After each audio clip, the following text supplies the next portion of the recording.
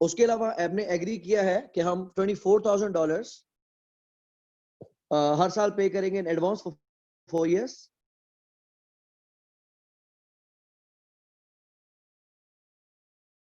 और लीज हमने स्टार्ट की है 1 जनवरी 2019 पे।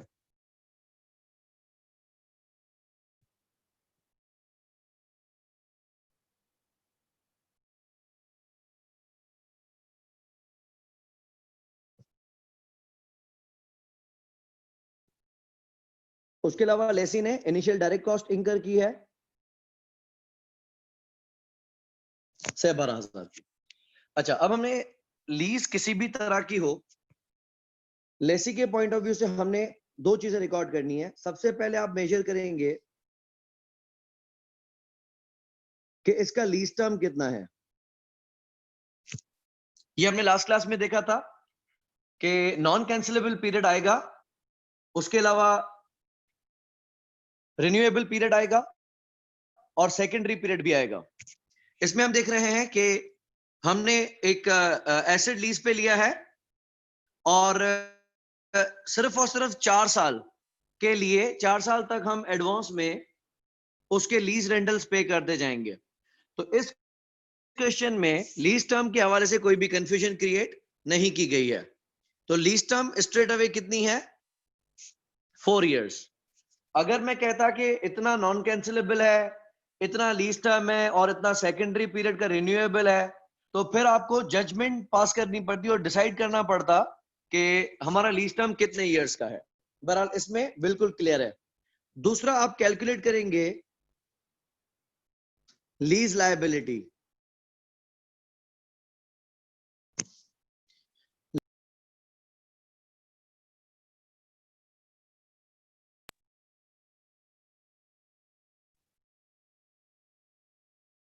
लीज लायबिलिटी हम कैसे रिकॉर्ड करते हैं? हम कैलकुलेट करते हैं present value of expected cash flows.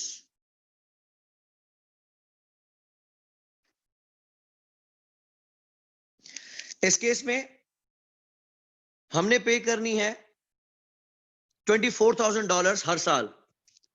24,000 आपने कब कब पे करने हैं? आपको क्या समझ में आ रहा है कि 24,000 आपने कब कब पे करने हैं?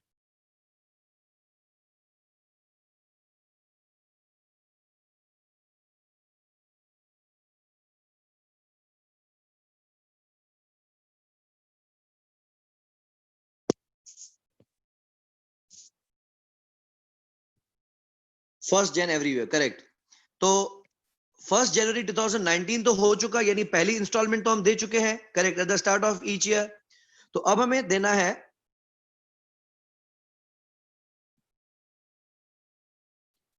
एक इंस्टॉलमेंट हमने देनी है जनवरी 2020 में, दूसरी इंस्टॉलमेंट हमने देनी है जनवरी 2021 में और तीसरी इंस्टॉलमेंट हमने देनी है जनवरी 2022 में।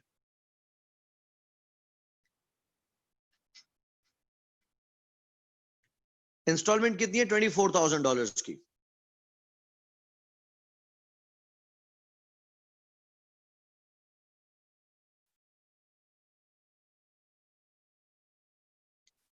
इनको हम मल्टीप्लाई करेंगे डिस्काउंट रेट से। जो पहले 24,000 है वो तो आप पे कर चुके हैं, अगले 24,000 आपने अगले साल की शुरुआत में पे करने हैं। तो इस पे लगेगा पहले साल का डिस्काउंट फैक्टर 9%। एक साल का डिस्काउंट फैक्टर कितना बनेगा?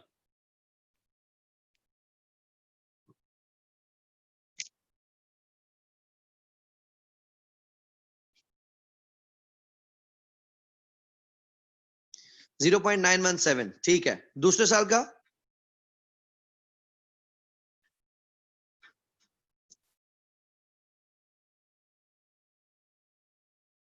$842। ठीक है, और तीसरे साल का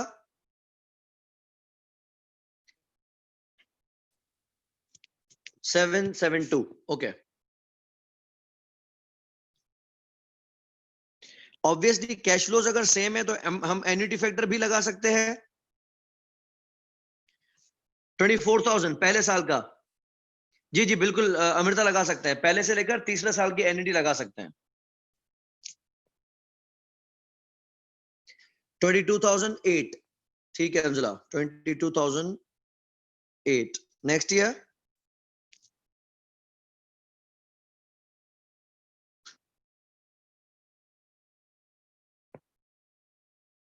22,208, that's not possible Anjula, basically अब कम होता जाएगा। Okay yes yes, you mister zero, 20208।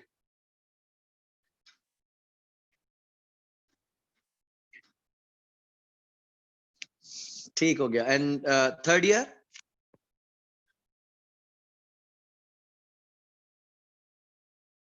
18,528।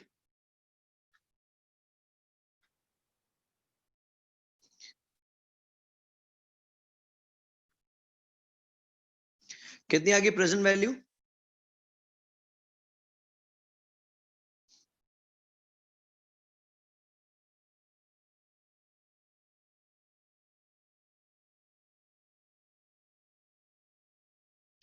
6 lakh, sorry 60,744। ठीक हो गया, 60,744 फेयर। ओके, तो ये हम रिकॉर्ड करेंगे लीज लायबिलिटी। दूसरा हम रिकॉर्ड करेंगे right of use asset. Right of use asset कितने पे रिकॉर्ड करेंगे? आईएफआरएस 16 ने कहा जितने पे आपने लीज लायबिलिटी रिकॉर्ड की है उतने का एसेट तो बनेगा ही बनेगा। तो 60,744 एसेट में तो आएंगे ही आएंगे। उसके अलावा आपने अगर कोई एडवांस पेमेंट की हुई है तो हमने डाउन पेमेंट की हुई है कितनी? $30,000 की, वो आएगा। और तीसरा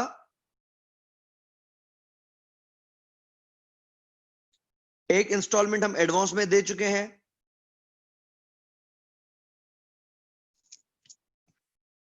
एडवांस में हम इंस्टॉलमेंट दे चुके हैं 24,000 जो कि ईयर 0 पे दी थी। और चौथा initial direct cost. Initial direct cost हमारी आई है 12,000।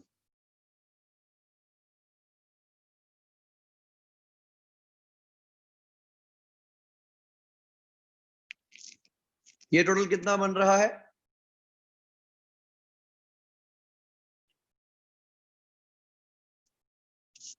126,744।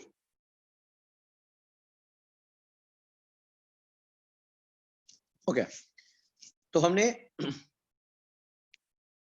डेबिट किया अपने पास right of use asset at 126,744,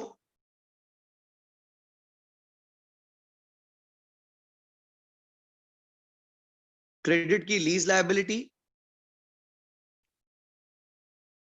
60,744,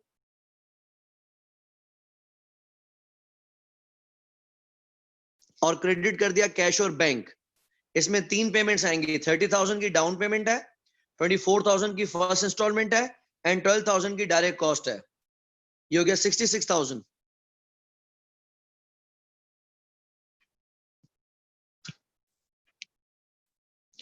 अच्छा, अब हमने करना क्या है, बैलेंस शीट अगर हम दिखाएं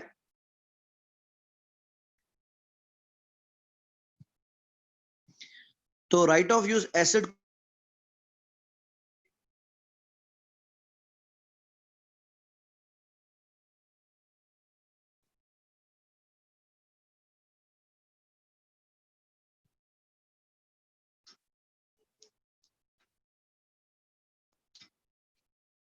तो हम अपने पास दिखाएंगे non current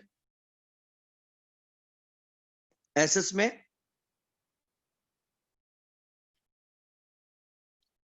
right of use asset, और उसमें से माइनस करेंगे हम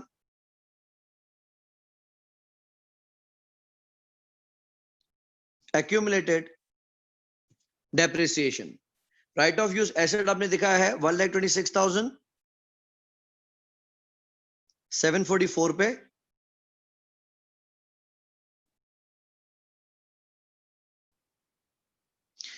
लीज टर्म कितना है? It was very clear, 4 years.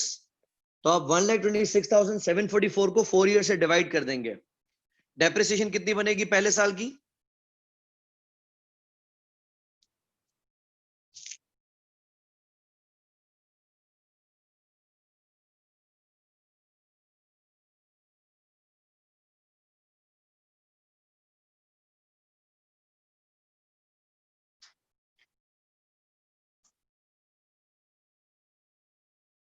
$31,686.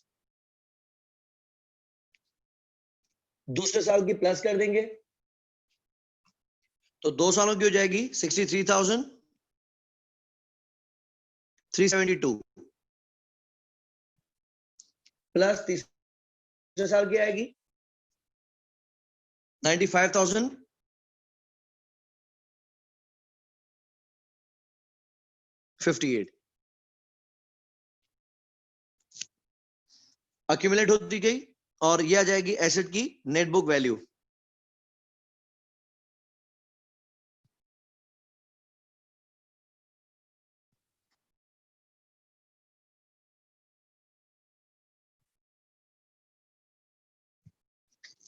कितनी बनेगी पहले साल के बाद नेट बुक वैल्यू?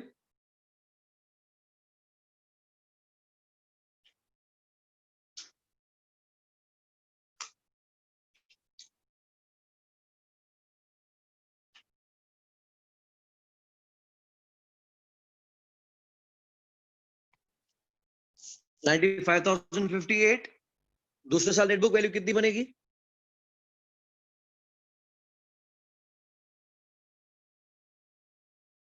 $63,372 और तीसरे साल बनेगी 31,686.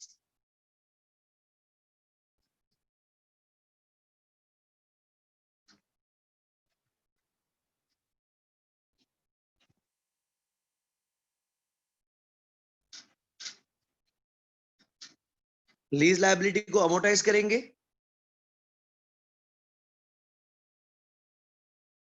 तो एक हम दिखाएंगे नॉन करंट लायबिलिटी में सेक्शन,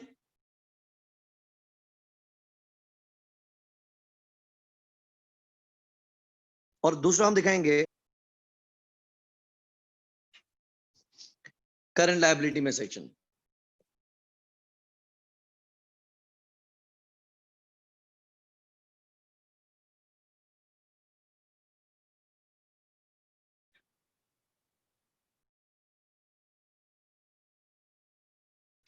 लायबिलिटी को हम करते क्या है? अमोर्टाइज करते हैं, लेकिन एडवांस की अमोर्टाइजेशन कुछ यूं होगी.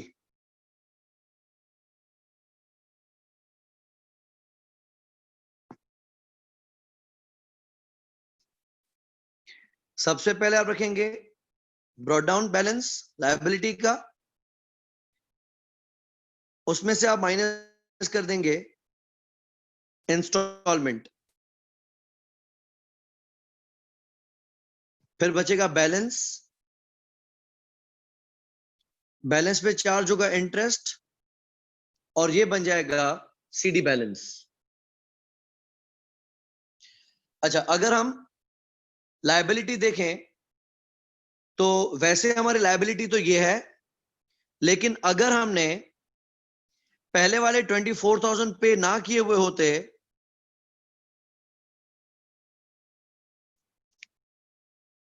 तो हमारी लायबिलिटी होती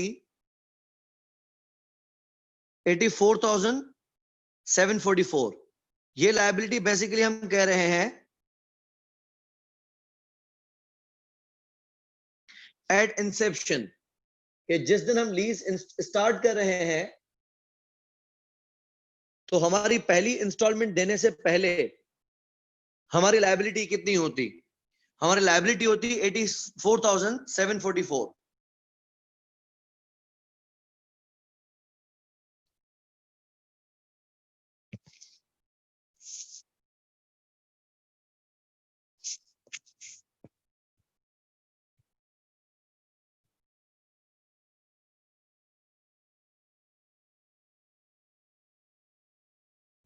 अच्छा, अब हम पहले इंस्टॉलमेंट जमा करवा रहे हैं। पहली इंस्टॉलमेंट कितनी है? 24,000। ऑब्वियसली पहली इंस्टॉलमेंट में किराया इंटरेस्ट तो कोई नहीं होगा। द रीजन इज के मैं अभी अभी तो दे रहा हूं, अभी के अभी दे रहा हूं। अगर ऐसा होता कि मैं 1 साल बाद दे रहा होता तो 1 साल का इंटरेस्ट चार्ज हो चुका होता।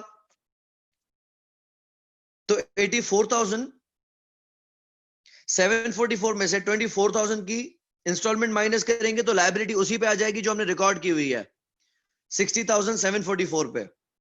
ये हमारा बैलेंस है 60,744। इस पे इंटरेस्ट चार्ज होगा 9%। 60,744 का 9% कितना बनेगा?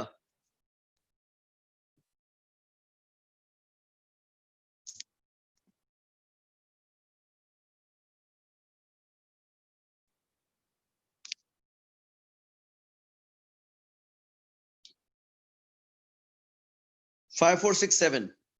तो ये हमारा इंटरेस्ट आ गया 5,467।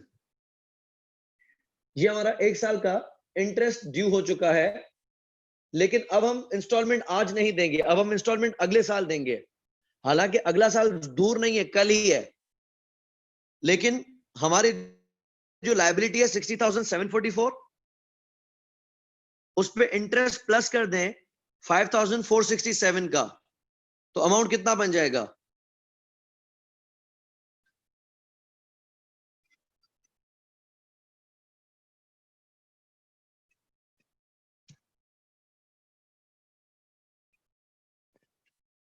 66,211।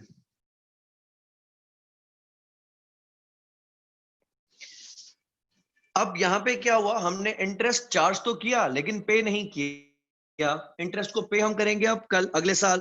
तो हमारी लायबिलिटी में जो कि 66,211 की है, इसमें प्रिंसिपल पेमेंट भी है और 1 साल का इंटरेस्ट भी शामिल है।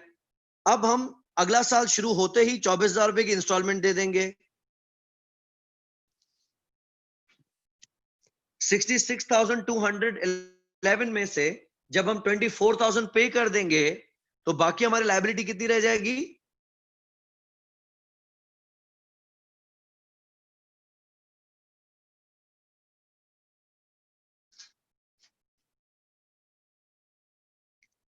42,211।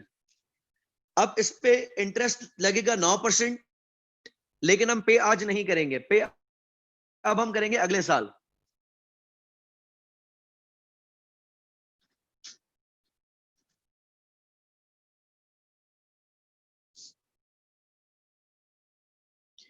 तो 42,211 का इंटरेस्ट बना 3799।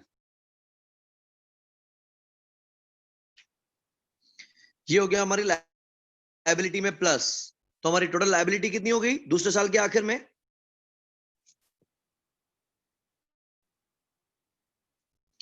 46,010।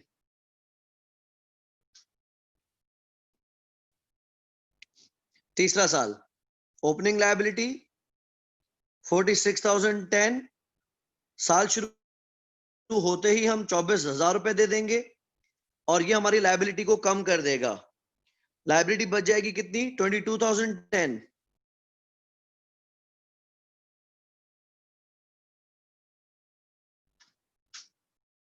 ठीक हो गया। अब इस पे लगेगा 9% इंटरेस्ट।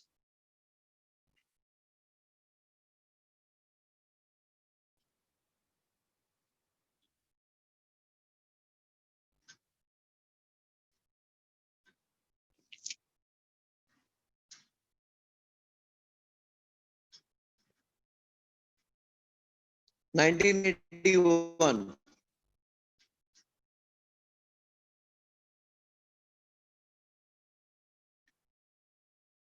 बैलेंस में इंटरेस्ट प्लस हो जाएगा,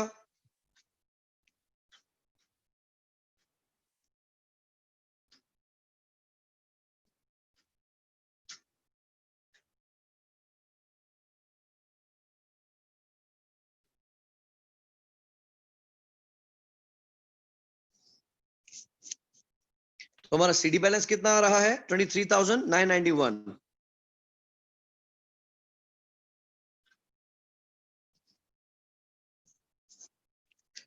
लास्ट ईयर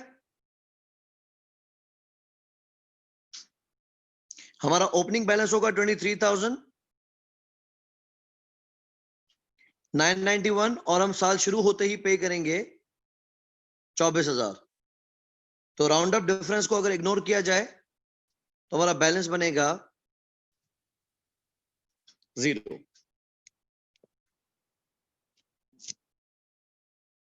अच्छा, अब एक चीज हमने लास्ट क्लास में पढ़ी थी कि अगले साल की सीआरपी करंट लायबिलिटी होती है, लेकिन एडवांस वाले में याद करना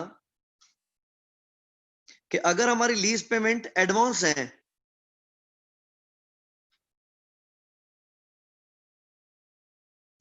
तो उस केस में हमारी नेक्स्ट इंस्टॉलमेंट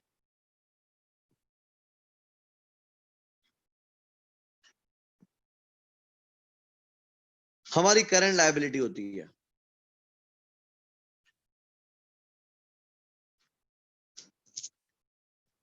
पहले साल की बात करते हैं। पहले साल के आखिर में हमारी लायबिलिटी कितनी है 66,211। इसमें से 24,000 तो आपने कल ही पे करने हैं, तो 24,000 हम शो करेंगे एज करंट लायबिलिटी और बाकी 42,211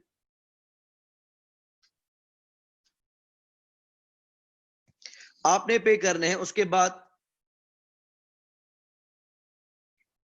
इसी तरह से दूसरे साल हमारी लायबिलिटी है टोटल 46,010, जिसमें से 24,000 तो आपने कल ही पे करने हैं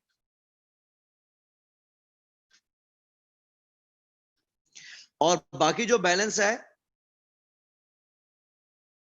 22,010 का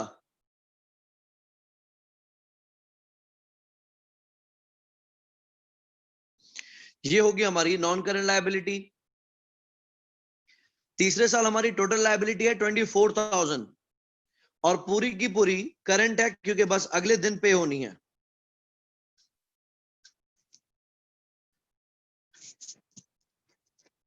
वैसे एरियर्स में हम फाइनेंस कॉस्ट को कभी भी अपनी लायबिलिटी का हिस्सा नहीं बना के रखते हैं, क्योंकि एरियर्स में अभी लायबिलिटी इंटरेस्ट ड्यू होता ही है कि पे हो जाता है, अभी इंटरेस्ट लगता ही है कि पे हो जाता है।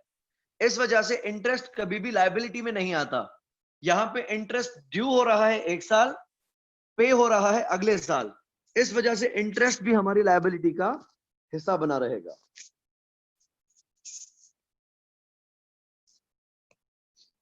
बाकी प्रॉफिट लॉस में फाइनेंस कॉस्ट हम ये दिखाएंगे 3 साल तक और डेप्रिसिएशन दिखाएंगे जो हम थोड़ी देर पहले कर चुके हैं। किसी को कोई कंफ्यूजन हो तो डिस्कस कर लें।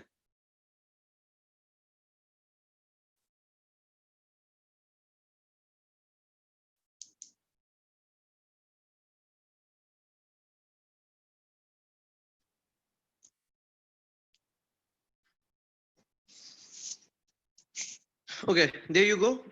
हमने एक प्लांट लिया है लीज पे और लीज हमने एग्रीमेंट साइन किया है 1 जुलाई 2018 पे, जिसके हमने 1,30,000 रुपए डाउन पेमेंट में दे दिए और 80,000 रुपए हमने एडवांस में देने हैं हर साल।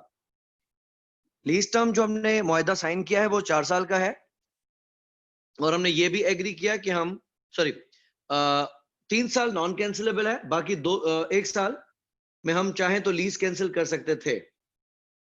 लेकिन आगे ये कहता है कि चाहें तो लीज को 3 साल मजीद एक्सटेंड किया जा सकता है, रिन्यू किया जा सकता है, लेकिन आगे मैंने ये भी बता दिया है कि शीट कंपनी का यानी लेसी का ऐसा कोई इरादा है नहीं।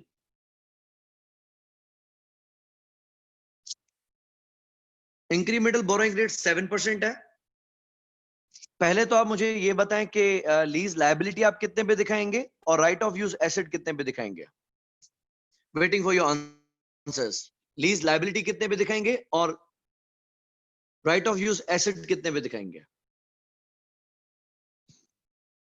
ओके, तो लीज लायबिलिटी आप लोग बता रहे हैं मुझे साहब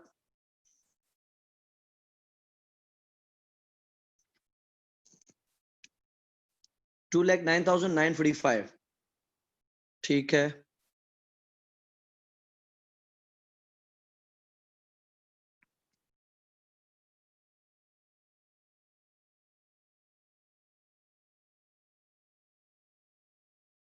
and right of use asset as 419,945.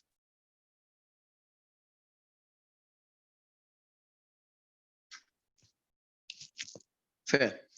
Okay, अब राइट ऑफ यूज एसेट को आप हर साल डेप्रिशिएट करेंगे। लीज लायबिलिटी का सिलसिला वही रहेगा, ब्रॉड डाउन बैलेंस आएगा क्योंकि एडवांस है, तो पहले इंस्टॉलमेंट कटेगी, इंस्टॉलमेंट के बाद जो बैलेंस बचेगा उस बैलेंस पे चार्ज होगा इंटरेस्ट और फिर बन जाएगा सीडी बैलेंस। तो आप लोगों ने मुझे बैलेंस बताया है 2,09,945 का, जिसमें पेमेंट पे हो चुकी है 80,000 की। तो इसका मकसद original liability would have been 2,89,945, जिसमें से पहली इंस्टॉलमेंट इमीडिएटली पे हुई और अब इस पे लगेगा इंटरेस्ट 7%, 209,945 पे।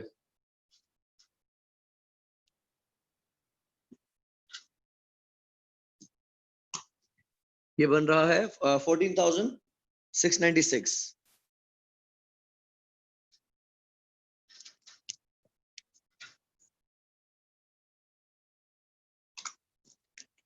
टोटल लायबिलिटी इंटरेस्ट मिला के एक साल का ये हो जाएगी 224,641। सही। तो अगला साल स्टार्ट होते ही 224,641 में से 80,000 का हम इंस्टॉलमेंट 80,000 की इंस्टॉलमेंट हम पे कर देंगे। ये बन जाएगा 1,44,641। ठीक हो गया। अच्छा, अब हम स्टेटमेंट ऑफ फाइनेंशियल पोजीशन में अगर मैं बात करता हूं पहला साल फॉर एंडेड 30 जून 2019, तो हमारे स्टेटमेंट ऑफ फाइनेंशियल पोजीशन में एसेट दिखेगा राइट ऑफ यूज एसेट। इसकी वैल्यू आपने मुझे बताई थी 4,19,945 और हम इसमें से माइनस करेंगे अब तक एक साल की डेप्रिसिएशन। लीज टर्म हमने 4 साल ही लिया है बिकॉज सेकेंडरी पीरियड के लिए रिन्यू करने का इरादा नहीं है।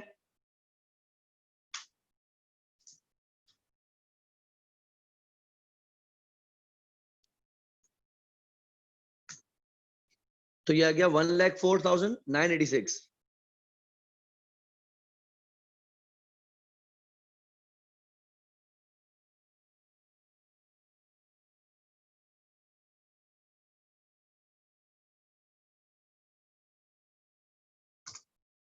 और एसेट की नेट बुक वैल्यू आएगी 3,14,959। ठीक है, उस तरफ हम लायबिलिटी में शो करेंगे लीज लायबिलिटी।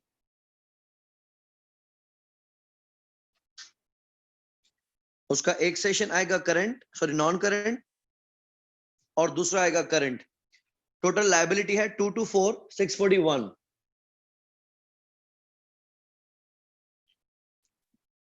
याद रहे कि एडवांस पेमेंट में आइंदा आने वाले साल की इंस्टॉलमेंट ही करंट लायबिलिटी है। तो यहां पे हम करंट लायबिलिटी कितनी दिखाएंगे लीज लायबिलिटी में?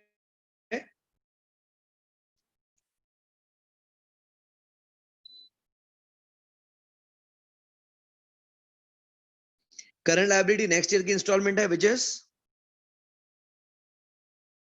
80,000, और 80,000 पे होने के बाद जो लायबिलिटी रह जाएगी 1,44,641, ये है हमारी नॉन करंट लायबिलिटी। जबकि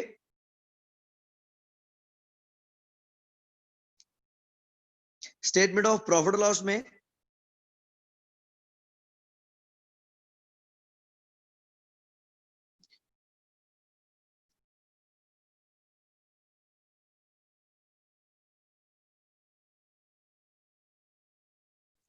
एक तो आएगी डेप्रिसिएशन,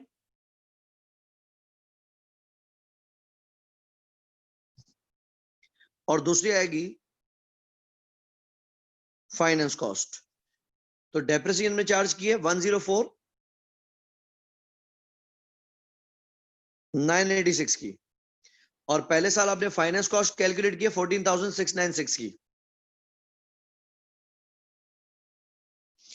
ये दो चीजें जाएंगी हमारे प्रॉफिट और लॉस में।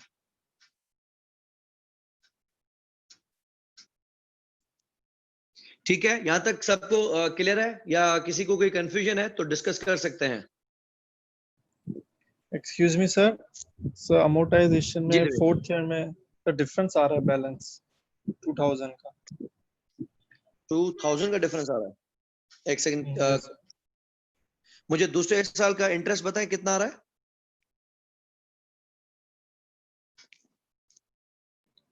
सर 10125।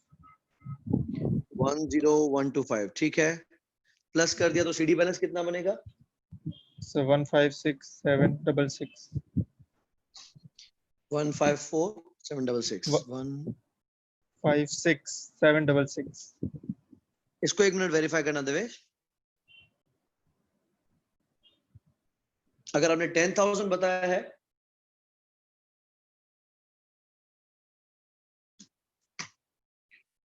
$10,125 प्लस 144,641, ये मेरे पास आ रहा है 1,54,766।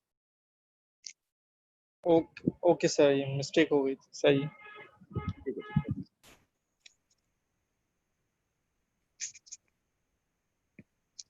ओके, अब नेक्स्ट चीज क्या है? अब मैं फाइनल इसको आखिरी टॉपिक्स की तरफ लेके आ रहा हूं। ओके, अब इसमें एक चीज ये देख लें कि अगर हम कोई लीज एग्रीमेंट साइन करते हैं,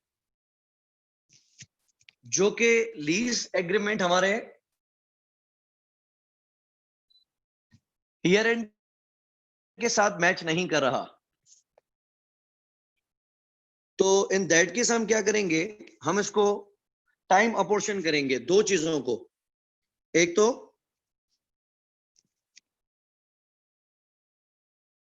डेप्रिसिएशन, और दूसरा फाइनेंस कॉस्ट। ये दोनों चीजें हम क्या करेंगे?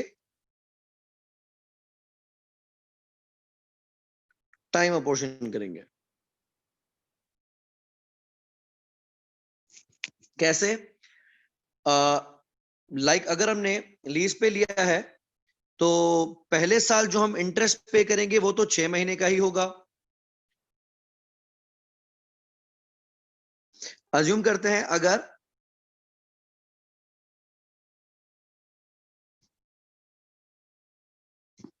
हम एक लीज एग्रीमेंट साइन करते हैं,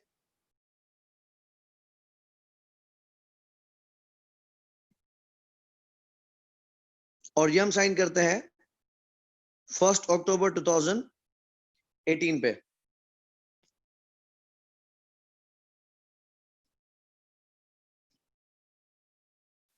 और इसमें हम एग्री कर रहे हैं कि हम पे करेंगे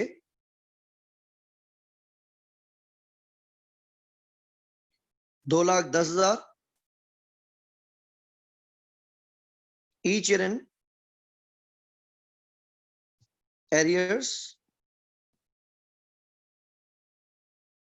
for 4 years.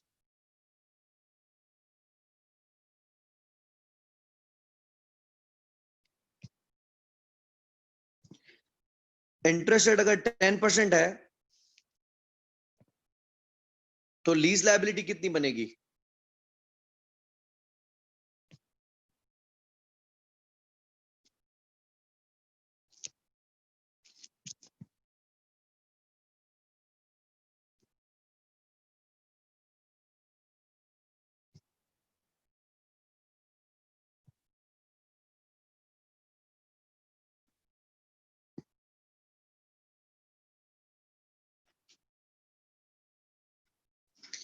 लेसी अपनी स्टेटमेंट्स 31 दिसंबर पे ही क्लोज करता है, तो लीज लायबिलिटी कितनी होगी? 10% का 4 साल का एन्युटी फैक्टर 3.169 या 3.170?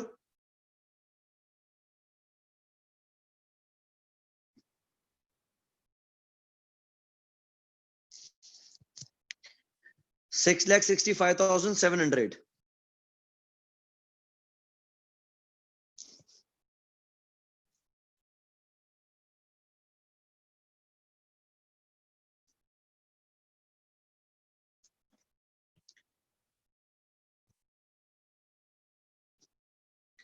Assume direct cost was 34,300 to keep the figures easy. तो उस हिसाब से हमारा राइट ऑफ यूज एसेट कितने पे रिकॉर्ड होगा?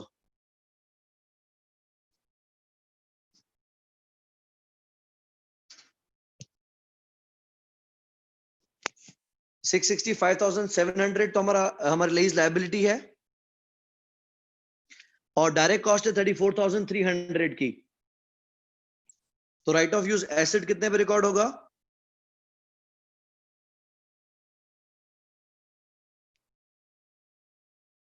$7 लाख पे।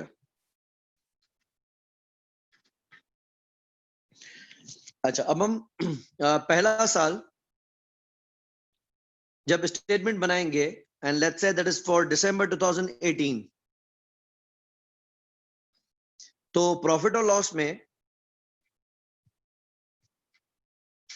हम दो खर्चे दिखाते हैं, एक दिखाते हैं डेप्रिसिएशन एक्सपेंस और दूसरा दिखाते हैं फाइनेंस कॉस्ट। अच्छा, फाइनेंस कॉस्ट अब होगी कितनी? ब्रॉट डाउन बैलेंस आपने मुझे बताया 665,700, इसमें इंटरेस्ट लगेगा पूरे साल का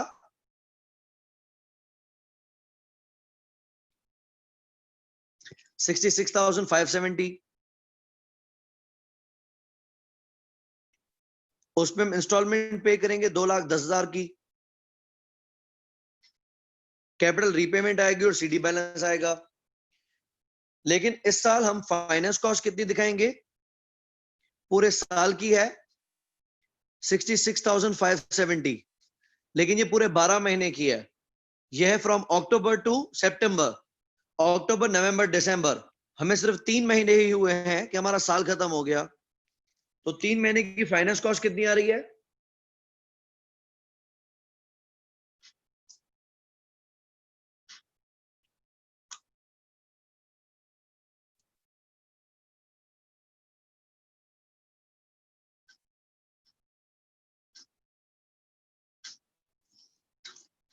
करेक्ट, 16,643।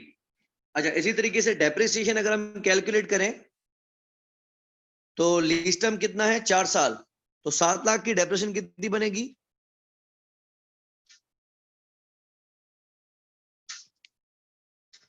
पूरे साल की 1,75,000, फिर उसको हम मल्टीप्लाई करेंगे 3 से, डिवाइड करेंगे 12 से, तो ये बन रही है 43,750। इस तरीके से हमें इनको टाइम अपोर्शन करना पड़ेगा। इसी तरीके से जब अगले साल हम देखेंगे, आप देखिए हमारी लीज लायबिलिटी का सीडी बैलेंस कितना आएगा? 2,10,000 का इनकी इंस्टॉलमेंट है, 66,570 का इंटरेस्ट है, तो सीआरपी है 1,43,430 की। ये हम माइनस करते हैं अपने ओपनिंग बैलेंस 6,65,700 से, तो हमारा सीडी बैलेंस आएगा 522,270।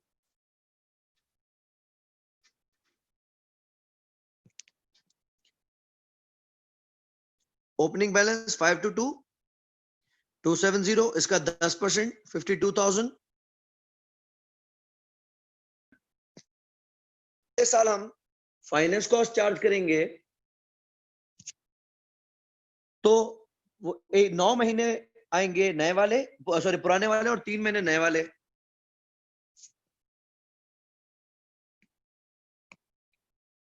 यानी दूसरे साल में हम क्या करेंगे, 66,570 का 9 महीने का इंटरेस्ट और 2,227 का 3 महीने का इंटरेस्ट। ये वही चीजें जो आप बचपन में अक्रोल और प्रीपेमेंट में पढ़ के आए हैं।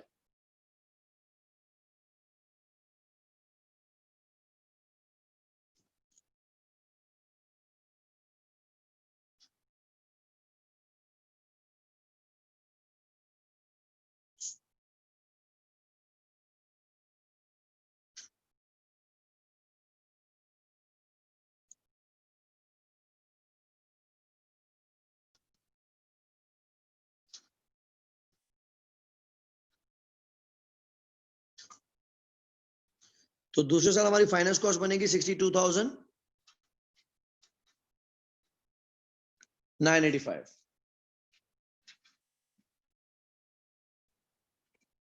ठीक है, ये है हमारा मिड ईयर लीज का।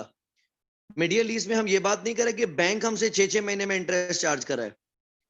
अगर बैंक हमसे 6-6 महीने में इंटरेस्ट चार्ज करेगा तो अमोर्टाइजेशन टेबल को के टाइम पीरियड को डबल कर देंगे, हर 6-6 महीने का इंटरेस्ट चार्ज करेंगे और 6-6 महीने की इंस्टॉलमेंट निकालेंगे, वो काम लंबा हो जाएगा। यहाँ पे हम ये बात कर रहे हैं कि लीज तो हमारी पूरे साल की है, लेकिन लीज का साल और हमारा फाइनेंशियल अकाउंटिंग पीरियड का साल दोनों बराबर टाइम पे खत्म नहीं हो रहे हैं। तो उस केस में हम डेप्रिसिएशन और फाइनेंस कॉस्ट को टाइम अपोर्शन करेंगे। ठीक है, यहां तक कंफ्यूजन नहीं है। नेक्स्ट एंड लास्ट एरिया जो कि फाइनेंशियल रिपोर्टिंग यानी एफआर के हिसाब से, F7 के हिसाब से खास इंपॉर्टेंट नहीं है, लेकिन बुक में एक एग्जाम्पल है इसलिए मैं आपको एक्सप्लेन करता हूं।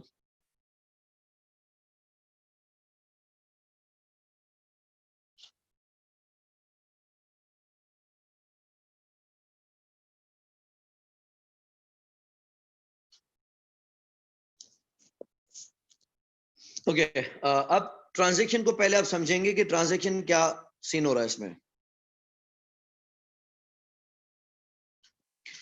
सेल एंड लीज बैक, यानी एक एसेट का ऑनर है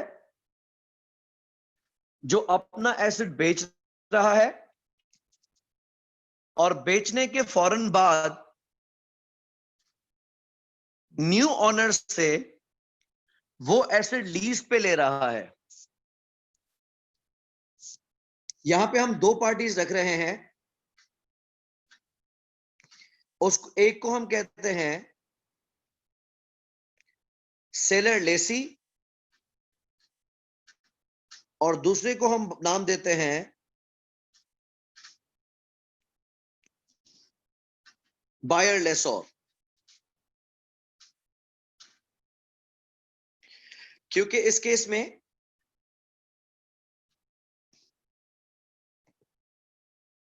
सेलर एसेट सेल कर रहा है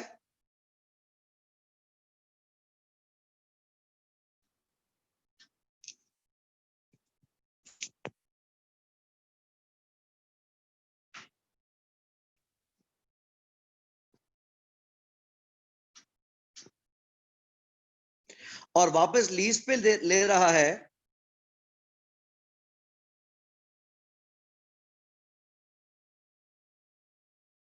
ताकि लेसी उसको अभी भी इस्तेमाल कर सके। तो इस केस में ऑनरशिप ट्रांसफर हो रही है। ऑनरशिप ट्रांसफर होने का केस क्या है कि पहले लेसी उसका ऑनर था,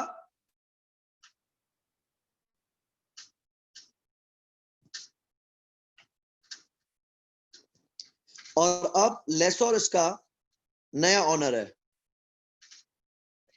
लेकिन सब्सटेंस ओवर फॉर्म के हिसाब से हम ये हरगिज भी नहीं कह सकते कि एसिड वो रिकॉर्ड करेगा जो कि इसका ऑनर है। हम ये कहते हैं कि एसिड वो रिकॉर्ड करेगा जिसके पास इसका कंट्रोल है। इसमें अब दो चीजें आती हैं। पहला,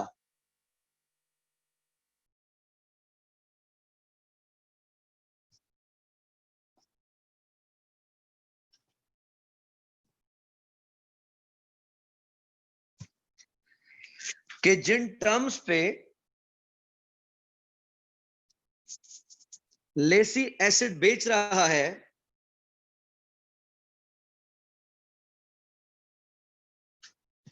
वो सेल को मीट नहीं कर रहा, यानी कंट्रोल ट्रांसफर नहीं हो रहा।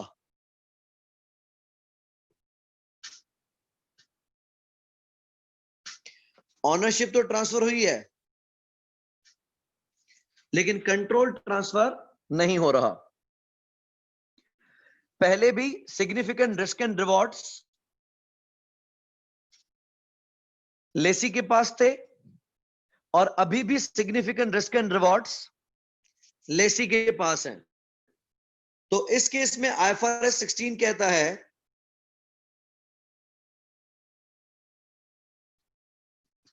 कि इस ट्रांजैक्शन को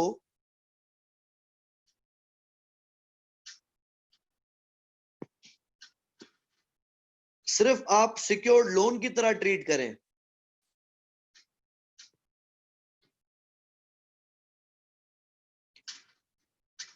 एसेट के साथ छेड़छाड़ नहीं की जाएगी। वो जैसा रिकॉर्डेड है वैसा रिकॉर्डेड ही रहेगा।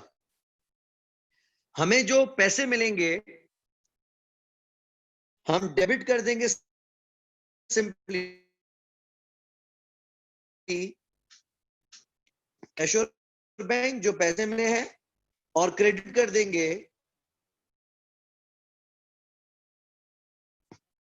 एक फाइनेंशियल लायबिलिटी,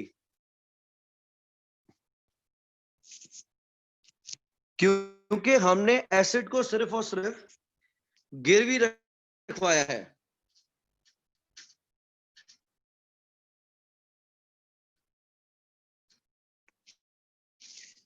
इस केस में हम एसेट को सिर्फ और सिर्फ प्लीज करवा रहे हैं।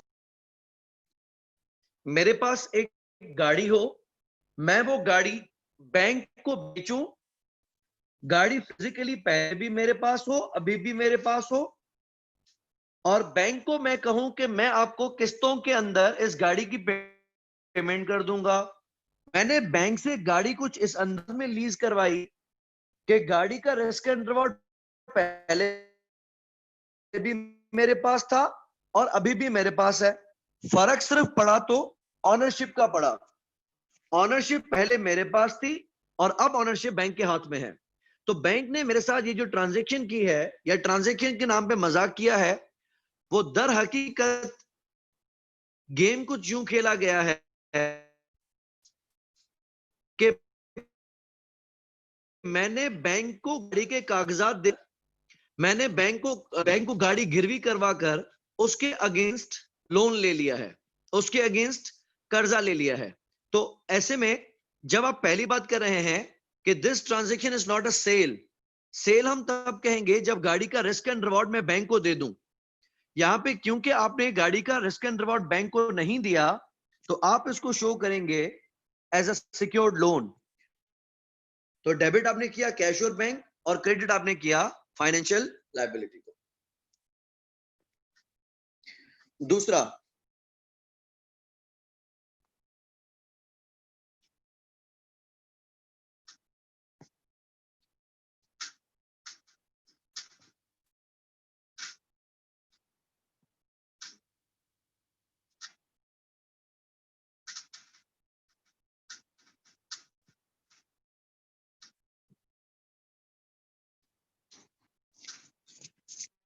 अगर हमने एसेट बेचा है कुछ इस अंदाज से, कुछ ऐसे टर्म्स पर कि वो सेल की डेफिनेशन मीट कर रहा है, ऐसे केस में हम क्या करेंगे?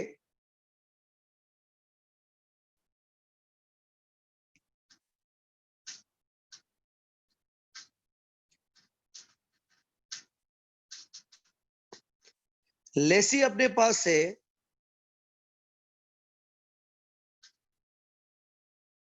ओरिजिनल एसेट डी रिकॉग्नाइज कर देगा और अपने पास रिकॉग्नाइज करेगा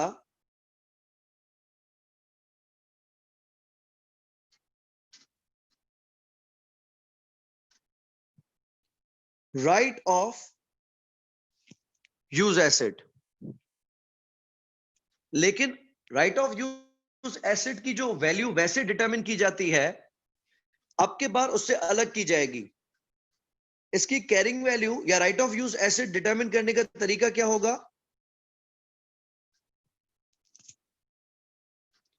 हम रखेंगे कैरिंग वैल्यू जो ओरिजिनल एसेट की थी, जो हमने बेचा है, वो हम रखेंगे, इसको मल्टीप्लाई करेंगे present value of lease payments, यानी डिवाइड करेंगे इसको लीज लायबिलिटी से और डिवाइड करेंगे एसेट की फेयर वैल्यू से। अच्छा, अब होगा क्या कि हम डेबिट करेंगे राइट ऑफ यूज एसेट, किस वैल्यू पे करेंगे? जो हमने अभी डिस्कस की है। उसके अलावा डेबिट करेंगे कैश और बैंक, जितने पैसे हमें मिले हैं। क्रेडिट करेंगे हम लीज लायबिलिटी, जितने आपने पैसे अब देने उसकी प्रेजेंट वैल्यू।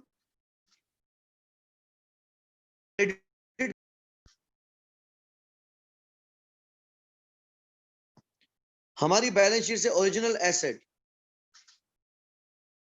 अब बैलेंस पे या तो डेबिट पे आएगा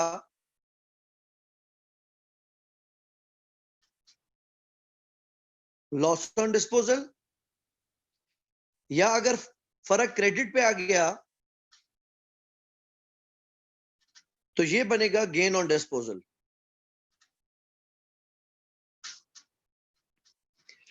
ये F7 के लिए बहुत ज्यादा इंपॉर्टेंट नहीं है, लेकिन बुक में है तो आप एक बात समझ जरूर लेना। लेट्स अज्यूम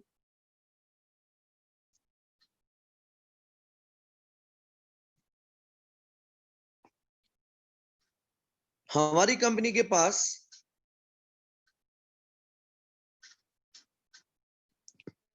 एक गाड़ी थी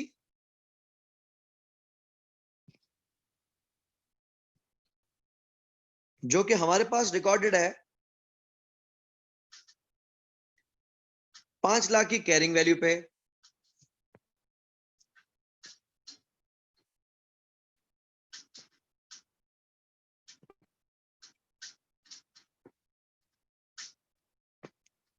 अज्यूम हमने ये गाड़ी बेच दी है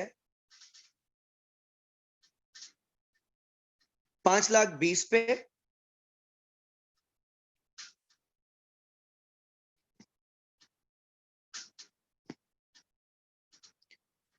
और 3 साल के लिए वापस लीज पे ली है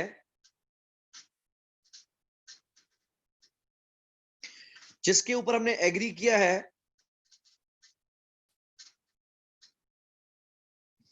1,20,000 की सालाना इंस्टॉलमेंट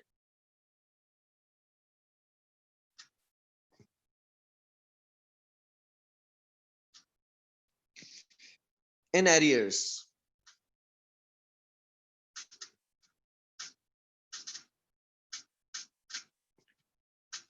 अज्यूम इंटरेस्ट रेट 12% है,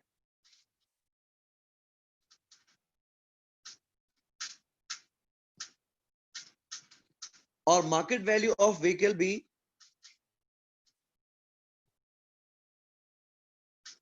5.20 ही है, जितने में हमने बेची है। ये कमो पेश भी हो सकती है। अच्छा, पहले आप मुझे इसमें कैलकुलेट करके दिखाएं कि हम जब लायबिलिटी रिकॉर्ड करेंगे तो लीज लायबिलिटी कितनी रिकॉर्ड करेंगे? 12% इंटरेस्ट है, लीज लायबिलिटी कितनी रिकॉर्ड करेंगे?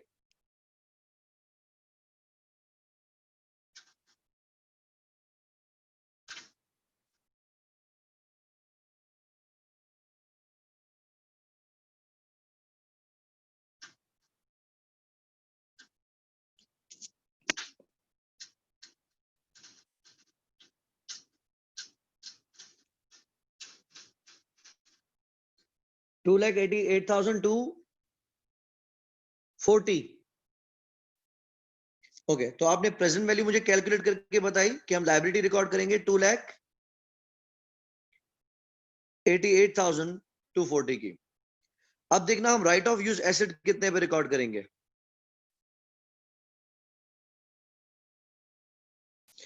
वैसे right of use asset record करने का तरीकेकार मुख्तलिफ है, लेकिन जहां पे चेंज होगा, मैंने आपको क्या बताया, हम किस पे करेंगे। आप देखेंगे हमारे एसेट की कैरिंग वैल्यू कितनी थी। हमारे एसेट की कैरिंग वैल्यू थी 5 lakh.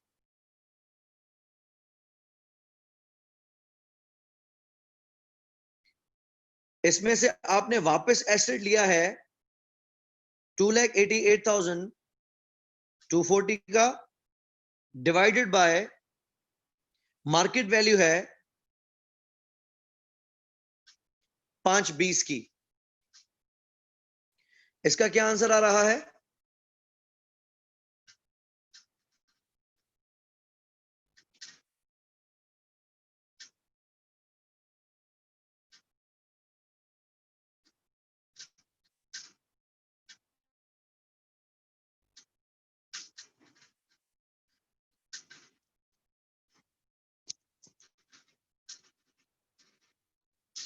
$2,77,154।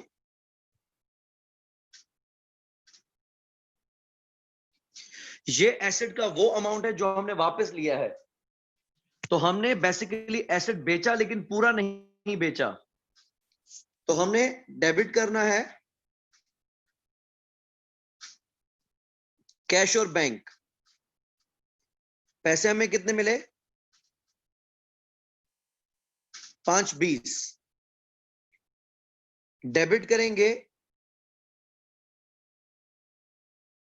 Right of use asset, और इसको हम रिकॉर्ड करेंगे 2,77,154 पे।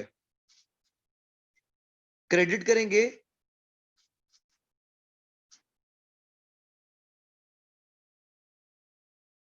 Lease liability. लीज लायबिलिटी आपने कैलकुलेट की 288,240,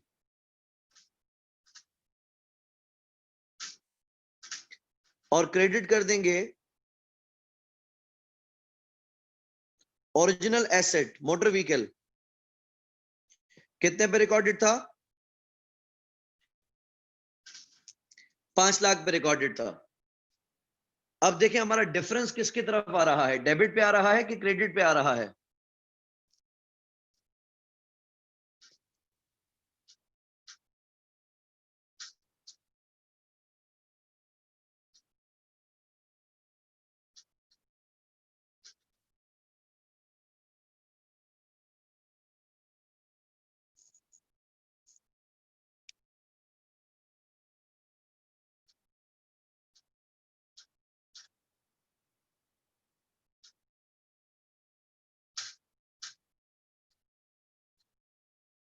डिफरेंस डेबिट पे है या क्रेडिट पे है, और कितना है?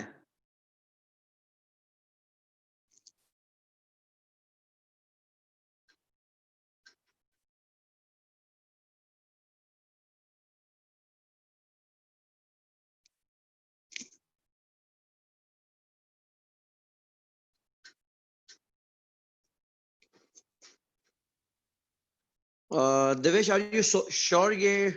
हाँ okay okay okay, correct correct correct, debit पे होगा।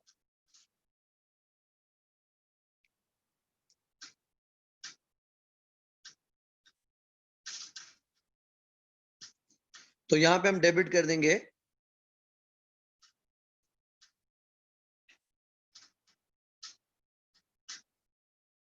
लॉस ऑन डिस्पोजल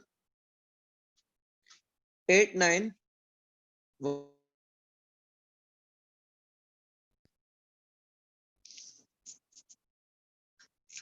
अब राइट ऑफ यूज एसेट को आप लीज टर्म के ऊपर डेप्रिशिएट करेंगे और लीज लायबिलिटी को अमोर्टाइज करेंगे वैसे ही जिस तरह हम किया।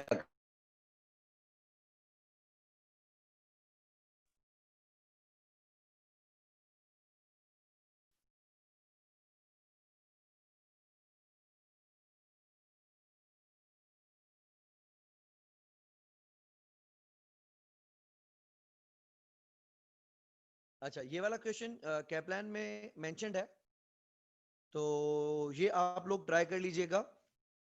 कहता है जनवरी 1 पे हमारी कंपनी ने एक मशीन बेची है अपनी फेयर वैल्यू पे। फेयर वैल्यू कितनी थी? $3 मिलियन। तो 3 मिलियन की चीज 3 मिलियन में हमने बेची है। The asset had a carrying amount of 1.2 million prior to sale, जबकि हमारे पास वो रिकॉर्डेड था 12 लाख में। जिस तरह मैंने एग्जांपल दी थी उसमें 5 लाख पे रिकॉर्डेड था, 5.20 पे बेचा गया था, जबकि इसको हमने 12 लाख की चीज थी 30 लाख के बेचा है। This sale represents the satisfaction of performance obligation in accordance with IFRS 15। यानी ये सेल की डेफिनेशन मीट कर रहा है। तो IFRS 15 के हिसाब से देखा जाए तो ये एक सेल है। Painting enters into a contract with collage for the right to use the asset for the next 5 years।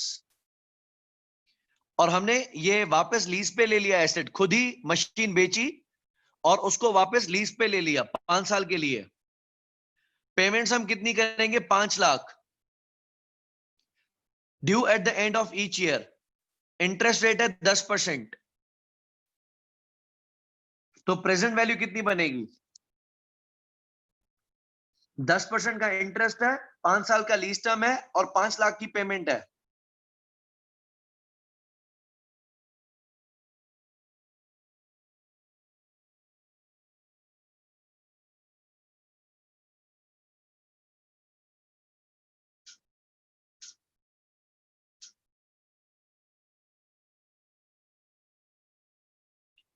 Present value आ रही है 1,895,000। अगर राउंड अप करें तो इसने हमें नीचे बता दी है एग्जाम्पल में, the present value of annual lease payment is 1.9 million pound. इसने गलती से लगा दिया है, यहां पे डॉलर है। The remaining useful life of the machine is greater than the lease term. तो आपने बताना है कि इसको कैसे रिकॉर्ड किया जाएगा। पहले तो आप लीज लायबिलिटी रिकॉर्ड करेंगे जो कि आपने कैलकुलेट की 1.9। फिर आप एसेट को डीरिकॉग्नाइज करेंगे, 1.2 मिलियन का आपके पास रिकॉर्डेड था। और हम वैल्यू किस तरीके से कैलकुलेट करेंगे ये मैंने आपको बताया। Carrying value multiplied by lease liability divided by fair value, ये आ जाएगा राइट ऑफ यूज एसेट। तो कैश डेबिट करेंगे, right of use asset debit करेंगे, लीज लायबिलिटी क्रेडिट करेंगे और मशीनरी को क्रेडिट करेंगे। बाकी जो डिफरेंस डेबिट पे आया या क्रेडिट पे आया वो बनेगा गेन ऑन डिस्पोजल या फिर लॉस ऑन डिस्पोजल। ये क्वेश्चन की डबल एंट्री आप लोग पास कर लीजिएगा। ठीक है, इसी के साथ हमारा लीज का एरिया कंप्लीट हुआ। इसके अब क्वेश्चन प्रैक्टिस आप कर सकते हैं, एग्जाम किट से आप कर सकते हैं, लेकिन मेक श्योर कि आप लोगों ने अच्छे से इसकी प्रैक्टिस कर ली हो। ठीक है, इसके अच्छे से बुक रीडिंग करके या जो हमने लेक्चर्स किए हैं लेक्चर्स को अच्छे से समझ के उसके बाद आप इसके तमाम क्वेश्चंस अटेम्प्ट कर सकते हैं। ठीक है, इंशाल्लाह अपनी फिर कल की क्लास में मुलाकात होती है। कल की क्लास में अगर लीजेस में आपको कोई कंफ्यूजन हुई तो पहले उनको ठीक करेंगे और उसके बाद हम IFRS 15 की तरफ चलेंगे, रेवेन्यू की तरफ। ठीक है, चले, अल्लाह हाफिज, अपना बहुत बहुत ख्याल रखिएगा। Thank you so much.